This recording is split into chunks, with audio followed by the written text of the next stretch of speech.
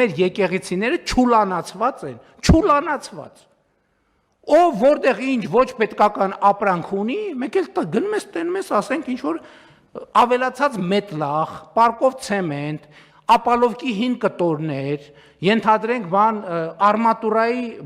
հին ժանգոտ կտորներ։ Մի քանի օր է ինչ շատ ակտիվ քննարկվում են Փաշինյանի մեղմ ասած տգեղ արտահայտությունները եկեղեցու դեմ։ Շատերը քննադատում են, բարկանում, զարմանում։ Իհարկե, սա աղետալի իրականություն է, որի մեջ արդեն տևական ժամանակ է հայտնվել ենք այս իշխանությունների պատճառով։ Աղետալի է, բայց ոչ զարմանալի։ Եկեղեցու դեմ այս մարդու ատելությունն ու պայքարը սկսվել է դեռ 2018-ից։ Ավելին, այսպես կոչված հեղափոխության հիմքում նաև աղանդավորական շարժումներ կային, որոնք մերժում էին եկեղեցին, ակցիաներ կազմակերպում հենց եկեղեցու ներսում։ Երևի կհիշեք Նոր Հայաստան, Նոր Հայրապետ շարժումը, որը ակտիվացավ հենց 18-ի հեղափոխության օրերին։ Այդ ժամանակ եկեղեցու դեմ հակահայկական քարոզը Փաշինյանը վստահել էր հենց այդ խմբակին։ Իսկ ինչ էին անում նրանք։ Եկեղեցու, կաթողիկոսի եւ մյուս եկեղեցականների դեմ սուտ տեղեկություններ էին հաղորդում, անգամ գրավեցին վեհարանը ու այն կերոխումի վայրի վերածեցին։ Մեկ անգամ էլ դիտենք այդ կադրերը ու փորձենք հասկանալ, թե Փաշինյանի մաղձը մինչև այսօր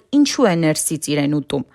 Այս 7 տարիների ընթացքում ինչ Փաշինյանն ու իր խմբակը կառավարության ղեկին են, հայ առաքելական եկեղեցին ամեն օր է թիրախավորվել, որովհետև այն Հայաստանում միակ կառույցն է, որն ամուր մնաց իր դիրքերում եւ այս իշխանականներին չհաջողվեց իրենց հովանել։ Եկեղեցին միակ կառույցն է, որին չեն հասել պղծվածների ձեռքերը։ Փաշինյանական քաղաքականությունը սիրում է վրեժ լուծել, եւ այն, ինչ այսօր տեսնում ենք, վրեժի վառ օրինակ է։ Վերադառնանք եկեղեցու մասին նրա բնութագրմանը՝ չուլանացած, բայց էլի հետ գնանք ոչ վաղ անցյալ եւ հիշենք, թե օրինակ ինչ չուլանատիպ տանն էին ապրում Փաշինյանն ու նրա ընտանիքը։ Այս կադրերը բնավ շատ կամ քիչ ունեցվածքի մասին չեն։ Բնականաբար, Փաշինյանն ու կինն այդ ժամանակ պետբյուջեին մոտ չէին, ինչպես այսօր, եւ այսօրվա ահռելի հնարավորություններն էլ չունեին, ու իրենց չէին կարող թույլ տալ, օրինակ, առանձնատուն ունենալ, բայց մի փոքր մաքրություն հաստատ կարող էին, չէ՞ անել։ Դա էլ հո փողի հետ կապված չէ,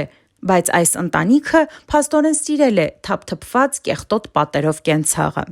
Այսօր Փաշինյանն ու իր կենակիցը այդ կեղտոտ կենցաղը բերել են քաղաքականություն եւ աչ ու ձախ նսեմացնում են մեր արժեքները, որոնք մեր ազգապահպանության հիմքում են, ինչպես եղել են բոլոր ժամանակներում։ Փաշինյանենք ոչ միայն իրենց կեղտոտ կենցաղն են բերել երկրի կառավարման համակարգ, այլ իրենց հայհոյախոսությունը։ Նա այն աստիճան է ցինիկացել, որ հանդգնում է նույնիսկ հրապարակավ հայհոյանք գրել եկեղեցու ու եկեղեցականների հասցեին։ Կինը սկսել է փողոցային բառապաշարով հրապարակային հաշվեհարդար տեսնել իրենց քննադատողների հետ, ամուսին Փաշինյանն էլ կարծես բան ու գործ չունի, ժամը 1 քահանաների մասին ստատուս է գրում։ Հիմա էլ ուզում է, որ պետությունը բնականաբար իր դեմքով խառնվի ամենայն հայոց կաթողիկոսի ընտրության հարցին։ Ասում է, որ կաթողիկոսի թեկնածուները պետք է անցնեն բարեվարքության ստուգում, բայց մեկը չկա կողքից հուշի, որ այնքան էլ բարոյական չէ քահանաների բարեվարքությունից խոսել, երբ ինքը մի ամբողջ երկիր կառավարելով իրեն թույլ է տալիս հրապարակային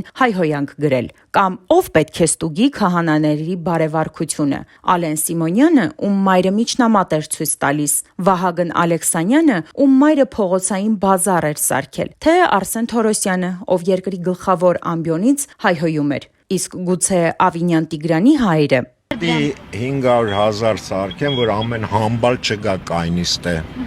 Փաշինյանի այս անհագ ցանկություններին արձագանքել են նաև 5 իրավապաշտպանների նախաձեռնությունը, ընդգծելով, որ Փաշինյանի այդ գրառումն ինքնին հանդիսանում է սահմանադրական կարգի տապալման նախապատրաստություն, քանի որ պետությունից եկեղեցու անջատ կարգավիճակը Հայաստանի Հանրապետության սահմանադրական կարգի հիմունքներից մեկն է։ Այսպիսով, նշված անձը թույլ է տվել քրեորեն հետապնդելի ծանրագույն հանցանք։ Այսքանից հետո պարզ է, չէ, որ ՔՊԱ-ական խմբակի ու նրա ղեկավարի նպատակը մեկն է՝ պղծել, պղծել ու էլի պղծել, մինչև վերջ ու ամեն ինչ իրենց կարողացածը թերևս միայն դա է։ Մնում է ինքներս սթափվենք, գիտակցենք, որ պիտի համախմբվենք մեր եկեղեցու շուրջ եւ պայքարենք հանուն մեր ինքնության ու մեր հոգեվոր արժեքների պաշտպանության։ Հակառակ դեպքում վաղը ուշ կլինի։